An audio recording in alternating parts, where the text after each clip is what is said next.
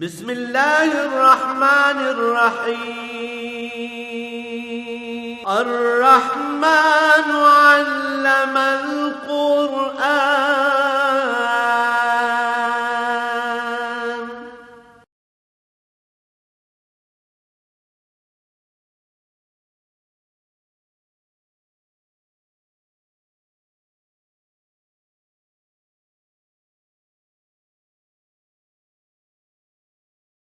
الحمد للہ رب العالمین والصلاة والسلام علی حبیبہ محمد وآلہ وصحبہ اجمعین۔ اعوذ باللہ من الشیطان الرجیم، بسم اللہ الرحمن الرحیم۔ لقد جاءکم رسول من انفسکم عزیز علیہ ما عنتم حریص علیکم بالمؤمنین رؤوف الرحیم۔ فإن تولوا فقل حسبی اللہ لا الہ الا ہو علیہ توکلت وہو رب العرش العظیم۔ اللہم سبحانک لا علم لنا الا ما علمتنا انک انت العلیم الحکیم۔ مولاي صل وسلم دائما ابدا علی حبیبک خیر الخلق کلہم۔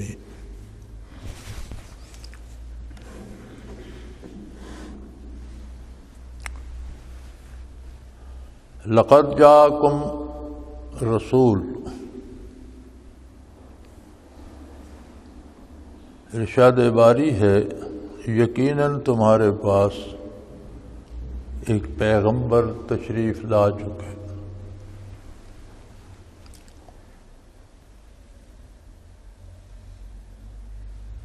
سب سے پہلی بات کہ پوری انسانیت میں سے کوئی فرد اب اس انتظار میں نہ رہے کہ اور کوئی آنے والا آئے گا پھر حالات تبدیل ہوں گے، اور کوئی آنے والا آئے گا تو میں اس کی پیروی کر لوں گا، اور کوئی آنے والا آئے گا تو وہ مجھے منزل پہ پہنچا دے گا۔ فرمایا اب کوئی نہیں آئے گا، تمہارے پاس اللہ کے رسول تشریف لا چکے۔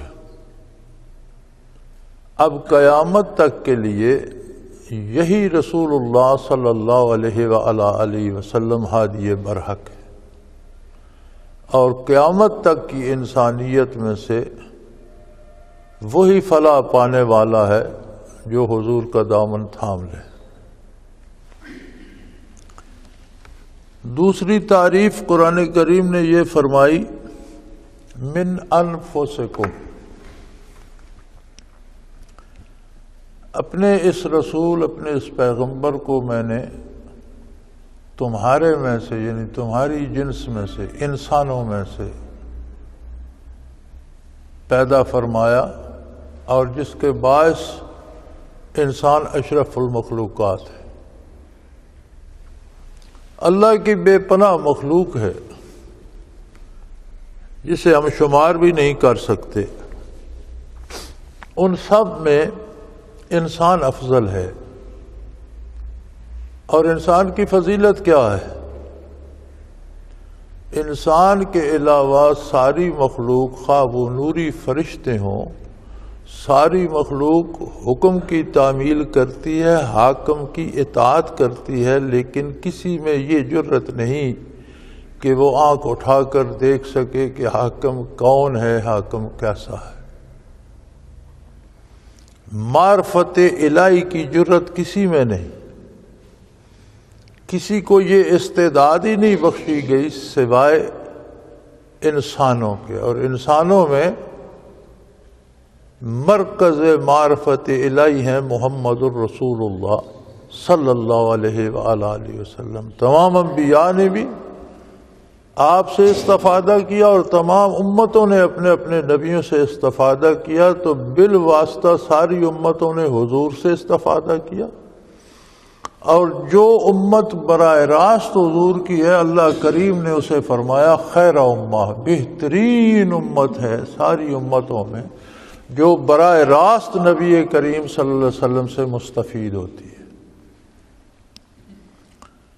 اگر یہی رسول اللہ صلی اللہ علیہ وسلم فرشتوں میں سے ہوتے تو پھر فرشتے اشرف المخلوقات ہوتے، کسی اور مخلوق میں سے ہوتے تو وہ مخلوق اشرف المخلوقات ہوتی۔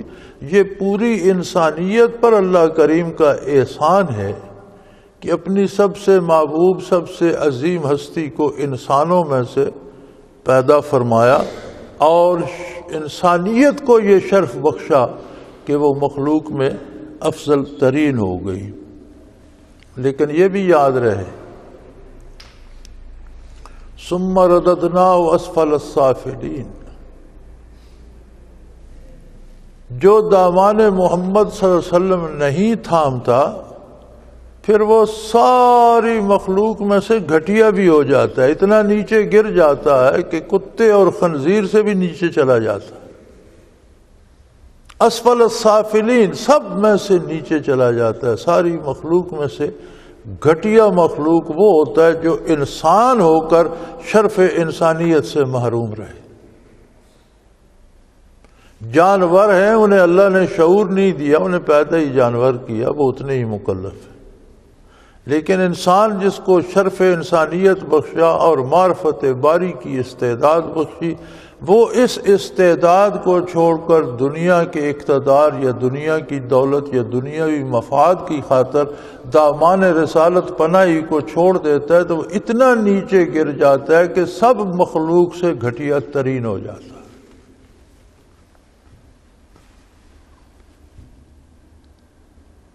سو فرمایا، پہلی صفت یہ فرمائی کہ آنے والا نبی تشریف لا چکا۔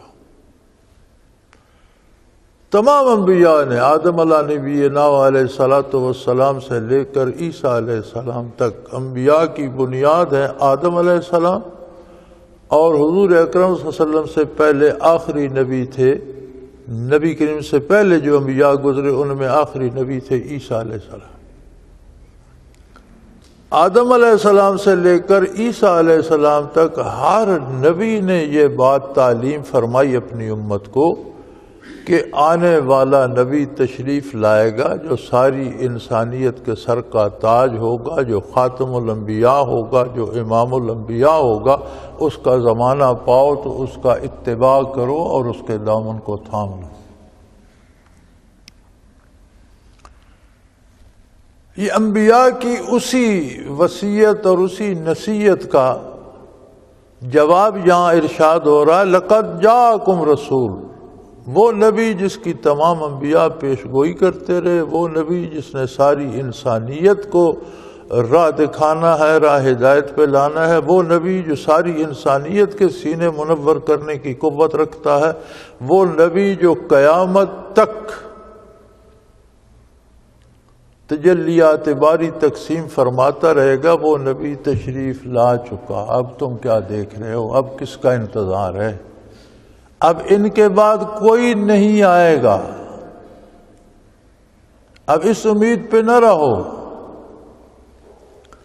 ہمارے یہاں بھی ایک، آپ اگر غور کریں تو آپ کو سمجھ آ جائے گی کہ جب ہم حالات سے گھبراتے ہیں، بے روزگاری ہے، مہنگائی ہے، ڈاکہ چوری ہے، قتل و غارت گری ہے، تو جب ہم گھبراتے ہیں تو کہتے ہیں کوئی آئے گا، اللہ کرے کوئی آئے جو اس کو سنبھال لے۔ فرمایا کوئی نہیں آئے گا، آنے والا آ چکا۔ اب ہر مصیبت کا حل محمد الرسول اللہ کی غلامی میں ہے۔ اب یہ انتظار نہ کرو کہ کوئی اور آئے گا، کوئی نہیں آئے گا، آنے والا تشریف لا چکا، وہ قادر ہے۔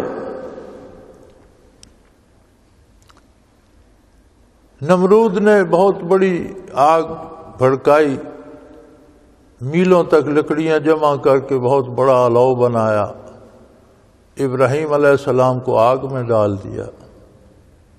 اس قادر مطلق نے آگ کو حکم دیا، وَقُلْنَا يَا نَارُ كُونِي بَرْدًا، ہم نے فرمایا اے آگ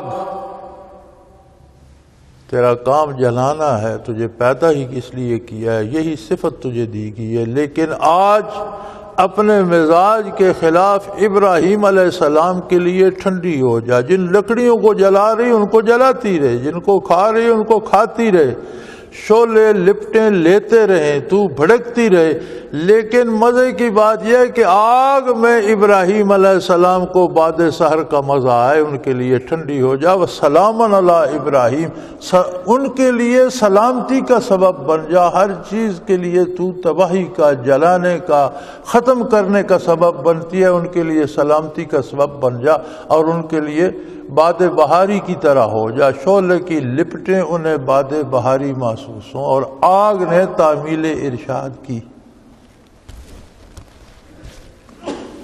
سو آج اگر کوئی مشکل میں ہے، اگر کوئی تکلیف میں ہے، آج بھی پورے خلوص سے دامان محمد الرسول اللہ تھام لے تو آتش نمرود کی طرح اس کے ارد گرد بھانبڑ بھی بھڑک رہے ہو، وہ سکون سے ہوگا، وہ مزے سے ہوگا، اس کے دل میں اطمینان ہوگا، اس کا قلب منور ہوگا، اور اسے تجلیات باری نصیب ہو۔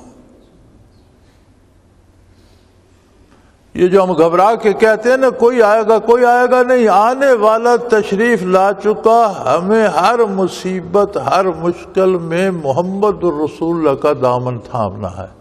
یہی بات قرآن کریم فرما رہا ہے، لقد جاءکم رسول، تمہارے پاس رسول اللہ صلی اللہ علیہ وسلم تشریف لا چکے۔ پھر میں نے دوسرا احسان تم پہ فرمایا، من انفسکم، انسانوں میں سے، آدم علیہ السلام کی اولاد میں سے، عالم بشریت میں نے مبعوث فرمایا اپنے محبوب کو، تاکہ تم بھی بشر ہو اور بشری اوصاف سے، اپنی بشر سے فیوزات حاصل کرنا تمہارے لیے بہت آسان ہے۔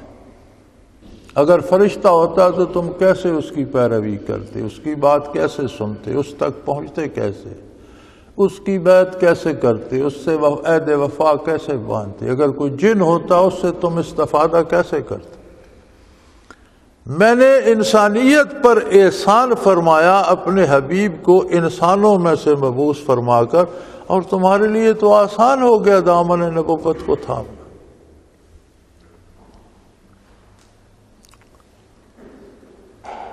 تیسری تعریف یہ فرمائی بھی ہم تو دامن تھامنا چاہتے ہیں۔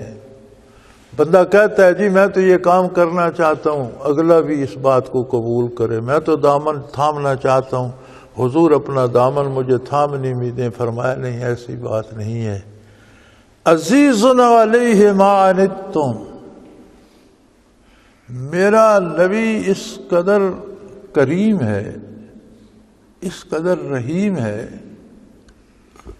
وہ مجسم رحمت ہے، رحمت للعالمین ہے، ساری کائنات کے لیے مجسم رحمت ہے، اور اتنا کریم ہے کہ دکھ تمہیں ہوتا ہے، تکلیف انہیں ہوتی ہے۔ عزیز علیہ ما عنتم، ٹھوکر تمہیں لگتی ہے، دکھ وہ محسوس کرتے ہیں۔ کوئی کافر کفر پہ مر جاتا ہے تو اس کا دکھ بھی حضور محسوس کرتے ہیں، اور تکلیف ہوتی ہے کہ میری بعثت کے بعد یہ بدبخت جہنم میں کیوں گیا، کاش یہ میرا دامن تھام لیتا اور رحمت الہی کو پا لیتا۔ یعنی عام انسان کے لیے عزیز علیہ ما عنتم، بنی آدم کے لیے، بنی آدم پہ جو تکلیفیں آتی ہیں، بنی آدم پہ جو دکھ آتے ہیں، ان کی کیفیات محسوس فرماتا ہے میرا رسول صلی اللہ علیہ وسلم۔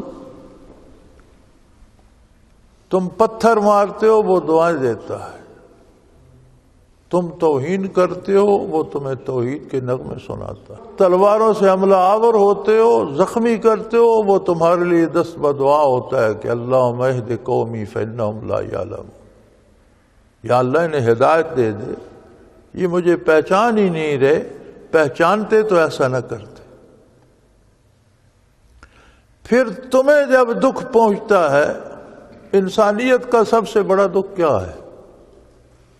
ہم یہ سمجھتے ہیں مال ضائع ہو گیا، دکھ ہو گیا، اولاد پہ کوئی مصیبت آ گئی، دکھ ہو گیا، اپنے وجود پہ کوئی بیماری آ گئی، دکھ ہو گیا۔ میرے بھائی، مال کھو جائے مال پھر مل جاتا ہے،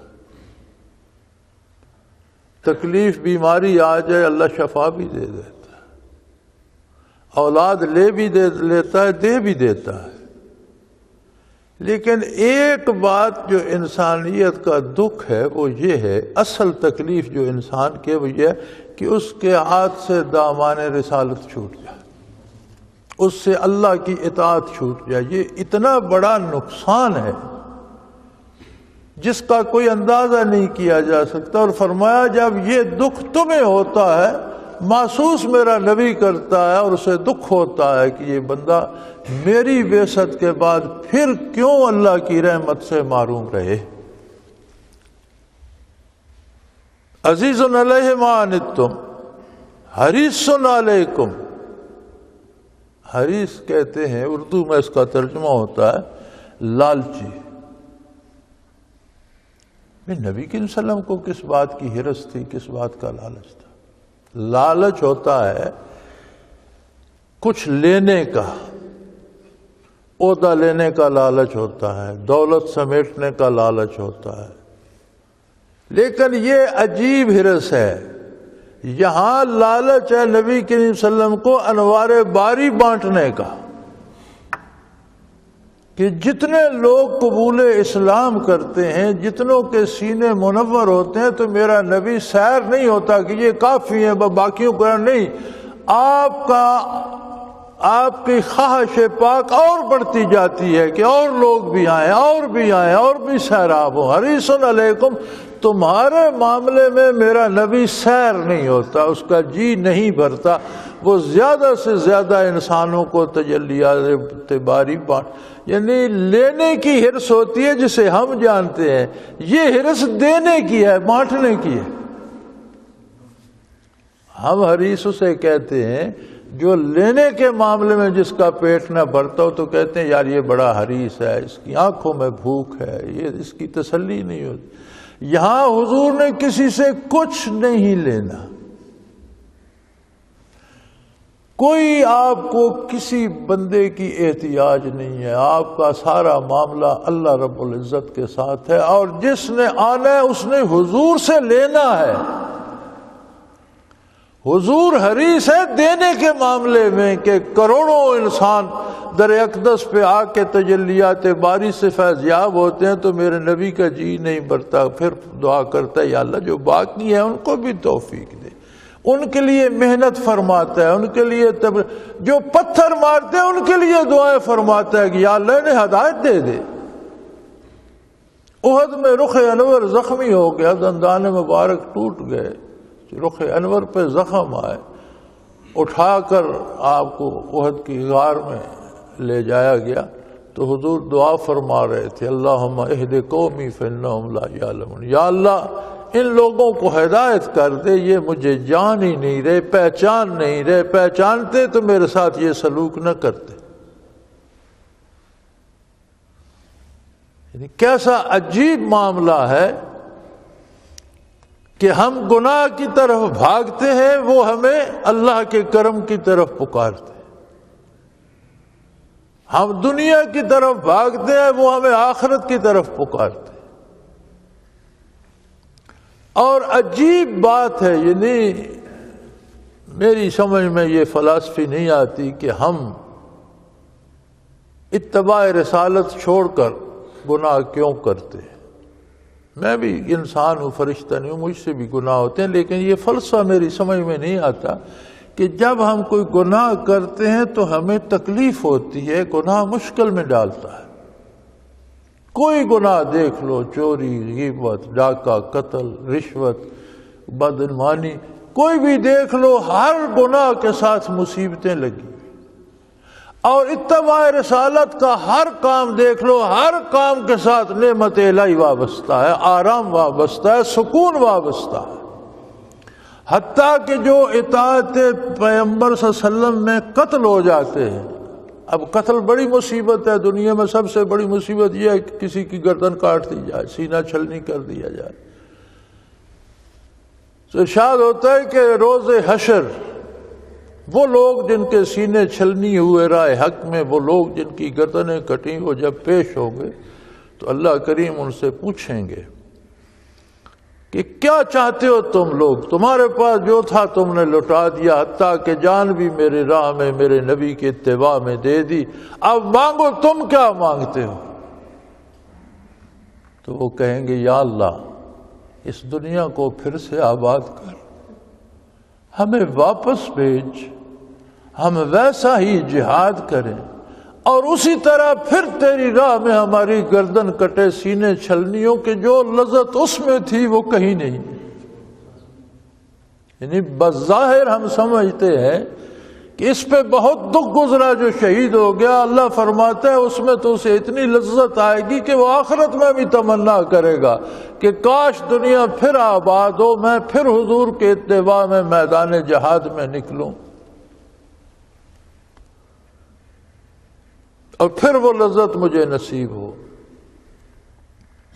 فرمایا حریص علیکم، تمہارے معاملے میں میرے نبی کبھی سیر نہیں ہوتے، کروڑوں اربوں انسان قبول کر لیں اسلام تو جو بچ جائیں ان کے لیے پھر ان کے دل میں آرزو ہوتی ہے کہ کاش یہ بھی قبول کر لیتے۔ یہ تو عام عالم انسانیت کے لیے ہیں، وہ مومن کافر ہے، بے دین ہے، مشرک ہے، کوئی بھی ہے، لیکن آپ کی تمنا اس کے حق میں یہ ہے۔ اور جو ایمان لے آتے ہیں بالمؤمنین رؤوف الرحیم، جو ایمان لے آتا ہے اس کے لیے آپ سب سے بڑے شفقت کرنے والے اور سب سے بڑے مہربان۔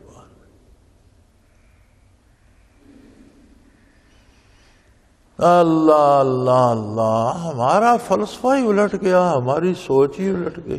ہم کہتے ہیں بڑا مشکل ہے جی حضور کی غلامی کرنا، بڑا مشکل ہے جی دین پر عمل کرنا۔ اللہ کے بندو، دین کے خلاف مشکل ہے، دین پر عمل تو مشکل نہیں۔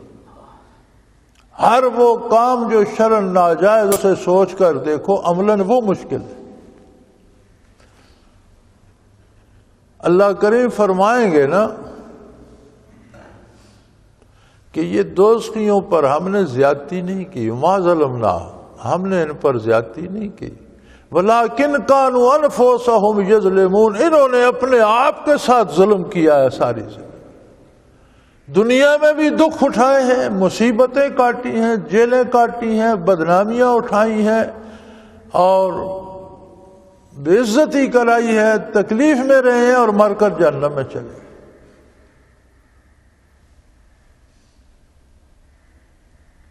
بات صرف اتنی سی ہے کہ اپنے کو حضور کے ساتھ جوڑ لو، ایمان اور اتباع کے ساتھ، عقیدے اور عمل کے ساتھ۔ پھر اگر تم سے غلطی ہوتی ہے تو نبی کریم تمہیں چھوڑ نہیں دیں گے، وہ بڑے شفیق ہیں۔ تم سے غلطی ہوتی ہے تو وہ تمہاری غلطی کی معافی کی دعائیں کرتے ہیں، تم سے گناہ ہوتا ہے تو وہ تمہارے لیے اللہ سے بخشش مانگتے ہیں، اور رؤوف اور رحیم ہے، نہایت شفقت والے، نہایت محبت والے۔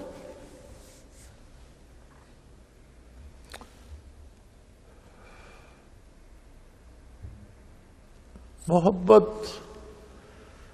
ایک لفظ ہے اور اس کی بے شمار تعبیریں ہیں۔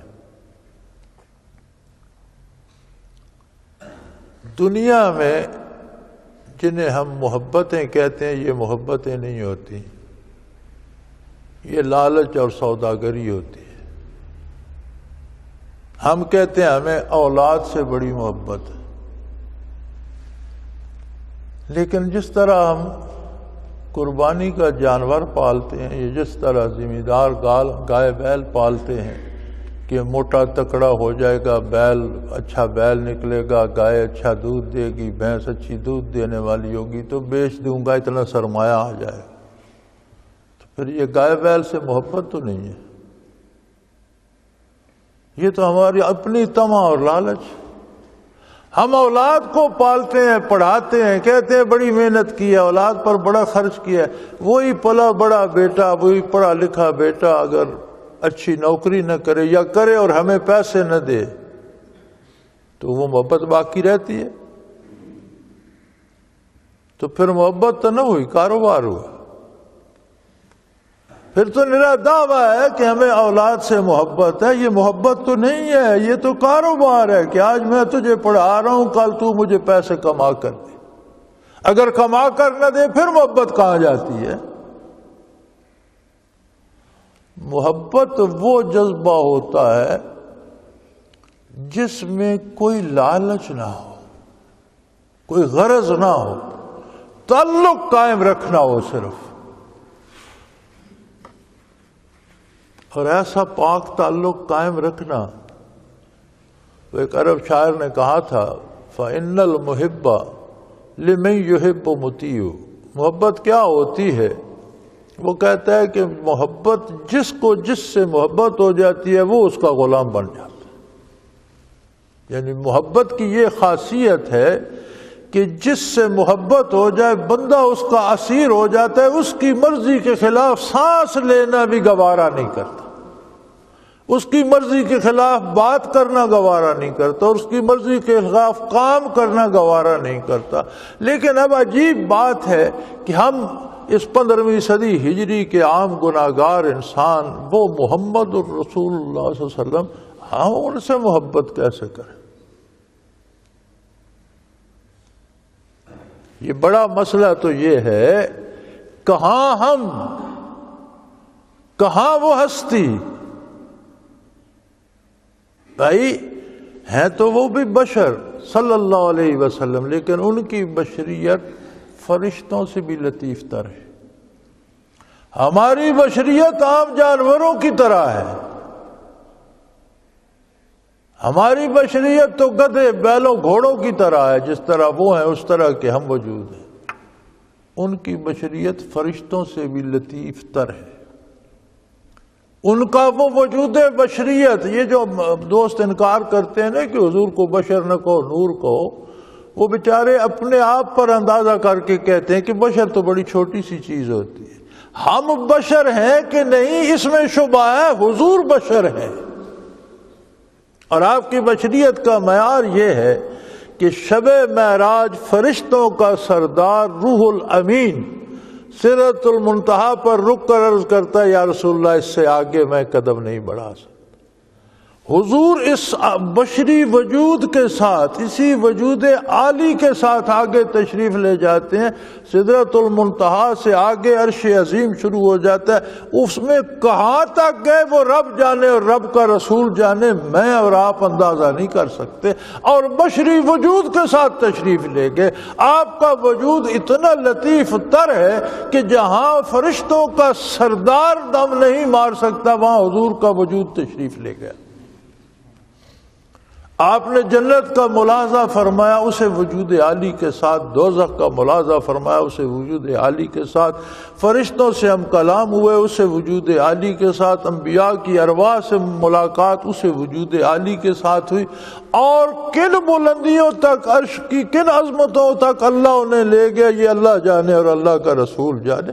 ہمارے پاس اتنی خبر ہے جو حضور نے دی کہ سدرۃ المنتہا پر جا کر جبریل امین رک گئے اور آگے اللہ نے رف رف کی سواری مجھے دی اور میں اس پر آگے تشریف. اب آگے کہاں تک تشریف لے گئے یہ نہ حضور نے بتایا ہے اور نہ ہم جان سکتے تھے. ہم نے تو سنا ہوا ہے 7 آسمان ہے اور جب آسمانوں کی حد ختم ہوتی ہے وہاں سدرۃ المنتہا، آگے عرش عظیم ہے، عرش بھی ختم ہو جاتا ہے، آگے عالم امر ہے. اب رب جانے اور رب کا رسول جانے کہاں تک تشریف لے گئے. لیکن عجیب بات یہ ہے کہ صرف روح نہ تھی، وجود محمد الرسول اللہ تھا.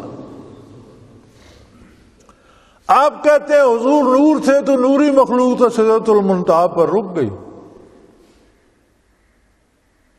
مولوی رومی نے کہا تھا اللہ ان پر کروڑوں رحمتیں فرمائے کہ جبرائیل امین نے عرض کیا اگر یک سر موئے برتر پرم، اگر یک سر موئے برتر پرم فروغ تجلی بسوزت پرم، کہ میں ایک بال جتنا بھی یہاں سے آ کے جاؤں تجلیات باری میرے پروں کو جلا کر خاک کر دے، میں آگے نہیں جا سکتا. یہ نوری مخلوق کا سردار ہے اور بشر ہے محمد الرسول اللہ جو اس سے آگے وجود عالی کے ساتھ تشریف لے گئے. بشریت کا انکار نبوت کا انکار ہے. لوگ سادے ہیں، لوگ سمجھتے ہیں ہم بشر ہیں تو اپنے پر قیاس کرتے ہیں تو کہتے ہیں حضور ایسے نہیں ہو سکتے، حضور نور پائی. ہم پتہ نہیں بشر ہیں کہ نہیں. بشریت تو وہ ہے جو نبی کریم صلی اللہ علیہ وسلم کو نصیب، اور پھر کوئی ذرا کسی کو نصیب ہوگا تو حضور کی وساطت اور غلامی سے نصیب ہوگا. جو معروم ہوگا فرمایا بشر نہیں، وہ تو خنزیر سے بھی کم تر ہے. ثم رددنا اسفل سب سے گھٹیا جو مخلوق ہے اس سے بھی وہ کم تر ہے. تو پھر بھائی ہم وہاں اتنی عالی جگہ پر محبت کیسے کریں؟ مسئلہ تو یہ ہے کہ ہم کہاں، آپ کا مقام عالی کہاں. لیکن اللہ فرماتا ہے بالمؤمنین رؤوف الرحیم. تم ایمان لے آؤ، اگلا کام وہ کر لے گا، وہ تمہیں محبتیں لٹا دے گا، تمہارا دل محبتوں سے سیراب کر دے. انسان تو انسان ہے میاں، اس نے تو پتھروں درختوں کو محبتیں لٹائیں. حدیث شریف میں موجود ہے، مشکات میں بھی موجود ہے. حضور فرماتے ہیں مجھے اب بھی وہ پتھر اور درخت یاد ہیں، جب میں گزرتا تھا تو وہ کہتے تھے السلام علیکہ یا رسول اللہ. ابو جہل کی بند مٹھی میں کنکریوں کو بھی یہ شعور آ گیا کہ لا الہ گفت الا اللہ گفت جوہر احمد رسول اللہ. اس نے تو سوال کیا حضور آپ اگر اللہ کے نبی ہیں تو بتائیں میری مٹھی میں کیا؟ فرمایا میں بتاؤں یا مٹھی والی بتا دے میں کون ہوں؟ کنکروں نے کہا لا الہ الا اللہ محمد الرسول. محبت محبوب میں ہوتی ہے، محبت کرنے والے میں نہیں ہوتی. محبت وہ خوبی ہے جو محبوب میں ہوتی ہے، جب وہ دل میں اترتی ہے تو بندہ اس سے محبت کرنے لگتا ہے. تو یہ محبت کا مرکز ہے محمد الرسول صلی اللہ علیہ وسلم کا وجود مسعود. کتنا مسجد نبوی بنی، اللہ صاحب الصلاۃ والسلام جو شاطینیاں لگائیں گے ان کے نیچے ستون کھڑے کیے گئے، دیواریں بھی بنی، ستون بھی کھڑے کیے گئے. محراب کے پاس جو ستون تھا نبی صلی اللہ علیہ وسلم کی عادت مبارک تھی اور عرب کا رواج بھی تھا، ہر چیز کا نام رکھتے تھے. گھوڑے کا، اونٹ کا، گائے کا، بیل کا، بیٹے کا، نیزے کا، تلوار کا، مکان کا، اور مکان میں ستونوں کا اور کڑیوں کا بھی نام رکھتے تھے. ایک ستون محراب شریف کے قریب تھا، کھجور کے خشک تنے کا ستون تھا. نبی صلی اللہ علیہ وسلم جب جمعے کو خطبہ دینے کے لیے کھڑے ہوتے تو اس کے ساتھ کبھی کبھی ٹیک لگا لیا کرتے. ایک صحابی کہیں تشریف لے گئے، انہوں نے کسی بادشاہ کا تخت دیکھا، 2-3 زینے بنا کر اوپر بیٹھنے کی جگہ بنی ہوئی تھی. وہ واپس آئے، انہوں نے کہا یا رسول اللہ بہت خوبصورت چیز دیکھی، اگر آپ اجازت دیں تو آپ کے لیے ویسا ممبر بنایا جائے کہ آپ کو کھڑے ہونے میں تکلیف ہوتی ہے، حضور کو ستون کا آسرا سہارا لینا پڑتا ہے، اس پر آپ آرام سے تشریف رکھیں گے. حضور نے اجازت دی تو یہ 3 پوڑیوں والا ممبر جو آج تک ہے، یہ پہلے حضور کے لیے اس طرح ایک زینہ، پھر دوسرا زینہ، پھر بیٹھنے کی جگہ عام لکڑی سے بنایا گیا. جمعہ کا دن تھا، حضور تشریف لائے، ممبر پر جلوہ افروز ہو گئے. اب وہ بے جان لکڑی، خشک لکڑی کا ستون تھا. جمعے کے دن سارا وقت نہیں، کبھی کبھی حضور تھکن محسوس کرتے تو اس سے ٹیک لگا لیتے تھے. وہ وجود عالی سے مس ہوتا تھا.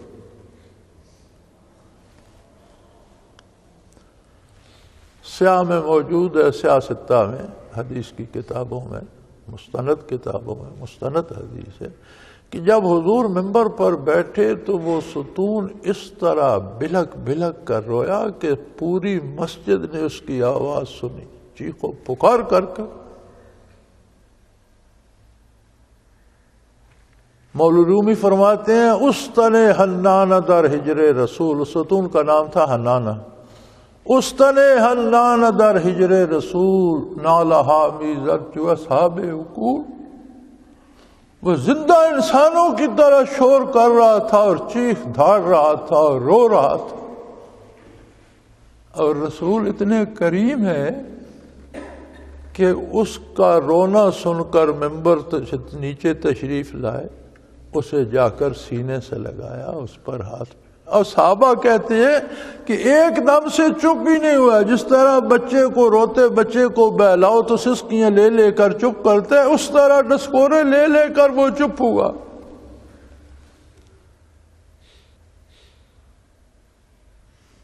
تو محبتیں تو اس طرح بٹ رہی ہیں کہ جو کبھی ذرا سا وجود عالی سے مس ہوتا تھا، خشک لکڑی کا تنا، اس میں بھی عشق کے اور جدائی اور وصل کے جذبات پیدا ہو گئے، اسے بھی سمجھ آ گئی کہ آج محبوب کا وصال نہیں ہوگا، آج حضور کے وجود عالی سے مس نہیں ہوگا۔ تو یار آپ کو تو اللہ نے انسان بنایا، ذرا دامان رحمت تھام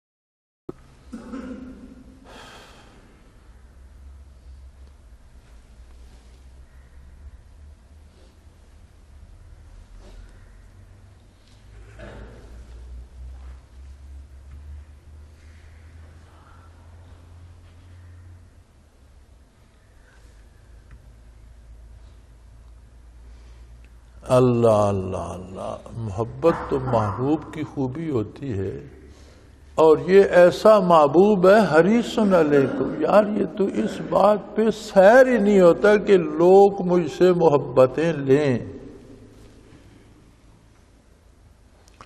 اور یہ آپ صلی اللہ علیہ وسلم کی یہ تمنا اولاد آدم کے لیے ہے۔ جب مومن کی بات آتی ہے فرمایا بالمومنین رؤوف الرحیم، مومنین کے ساتھ تو معاملہ ہی دوسرا ہے۔ وہ غلطیاں کرتے ہیں، آپ درگزر کرتے ہیں، وہ کوتاہیاں کرتے ہیں، حضور ان کی مغفرت کی دعا فرماتے ہیں۔ لیکن بھائی یہ تب ہے کہ جب دل کا رابطہ ہو جائے، دل مان لے، دل میں محبت رسول آ جائے، ورنہ کچھ نہیں بگڑتا۔ ہم بیت اللہ کا طواف بھی کر آتے ہیں، منا اور عرفات اور مزدلفہ سے بھی ہو آتے ہیں، روضہ اطہر پہ صلاۃ و سلام بھی پڑھ کے آتے ہیں، اور جب آتے ہیں تو وہی چوری، وہی جھوٹ، وہی برائی ہمارے پاس ساتھ پھر ہوتی ہے۔ کیوں ہوتی ہے؟ خشک لکڑی کا تنا بدل گیا، اس میں بھی درد آ گیا، اسے بھی ہجر و وصال کی سمجھ آ گئی، پتھروں درختوں کو شناخت آ گئی، ہمیں کیوں نہیں آتی؟ کہیں ایسا تو نہیں کہ ہم حج کو بھی ایک رسم سمجھتے ہیں، اور اس میں بھی ہم یہی سمجھتے ہیں کہ لوگ مجھے حاجی کہیں گے، میں وہاں سے کچھ سونا لے آؤں گا، کچھ زیورات لے آؤں گا، یہاں آ کر بیچ لوں گا، کوئی ایسی ویسی بات تو نہیں ہوتی۔ میرا خیال کوئی ایسا ہی شور ہوتا ہے۔ نبی کریم صلی اللہ علیہ وسلم کے ساتھ صحابہ کرام حج فرماتے تھے تو جو شیطانوں کو کنکریاں ماری جاتی ہیں وہ کوئی نہیں اٹھاتا تھا، دن کو مارتے تھے، رات کو غائب ہو جاتی تھی۔ تو حضور نے فرمایا کہ یہ کنکریاں فرشتے اٹھا لیتے ہیں۔ آج بھی حاجیوں کی کنکریاں ایک قانون ہے، فرشتے اٹھا لیتے۔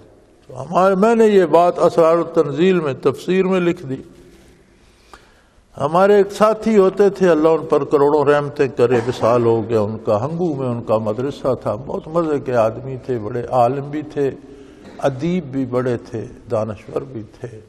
انہوں نے مجھے خط لکھا کہ حضرت آپ نے تفسیر میں لکھ تو دیا، لیکن میں اس دفعہ حج پر گیا ہوا تھا، گھر والے بھی ساتھ تھے، تو میں نے تو مینا میں دیکھا کہ رات کو سعودیہ کے ٹرک کنکریاں اٹھا رہے ہیں، آپ نے لکھ دیا فرشتے اٹھا لیتے ہیں۔ تو میں نے انہیں جواباً لکھا کہ فرشتے اب بھی اٹھا لیتے ہیں، لیکن حاجیوں کی اٹھاتے ہیں، جو سیر تفریح کرنے گئے ہوتے ہیں ان کی سعودیہ کے ٹرک کی اٹھائے۔ جو اسے صرف ایک ذریعہ تجارت سمجھ کر جاتے ہیں، یا جو صرف حاجی کہلوانے کے شوق میں جاتے ہیں، یا جو صرف اپنی عمارت دکھانے کے لیے جاتے ہیں کہ جی ہم تو ہر سال حج کرتے ہیں، ہر سال میں 10 عمرے کرتے ہیں، پڑوس میں ایک غریب بھوکا مر جائے اسے لقمہ روٹی کا نہیں دیتے، بیمار کو دوا نہیں دیتے، اور حج ضرور کرتے ہیں کہ لوگ کہیں اس نے اتنے حج کیے۔ ان کی کنکریاں سعودیہ کے ٹرک کی اٹھائیں گے۔ جو اللہ کے رسول کے عشق میں آج بھی جاتا ہے اس کی کنکریاں فرشتے اٹھا لیتے ہیں اور حشر کو اس کے نامہ اعمال میں رکھی جائیں گی۔ لَقَدْ جَاءَكُمْ رَسُولٌ مِّنْ أَنفُسِكُمْ، تم میں نے اپنا رسول بھیج دیا اور وہ آ چکا، کسی نئے آنے والے کا انتظار نہ کرو، جتنا جلدی ہو سکے بھاگ کر دامان رحمت تھا۔ پہلا کام یہ کرو کہ حضور کا دامن تھام لو۔ عزیز علیہ ما عنتم، وہ تمہارے لیے اتنا مہربان ہے، اور یہ انسانیت کو خطاب ہے، اس میں غیر مسلم بھی شامل ہے، کہ تم برائیاں کرتے ہو، گناہ کرتے ہو، میرے نبی کو دکھ ہوتا ہے۔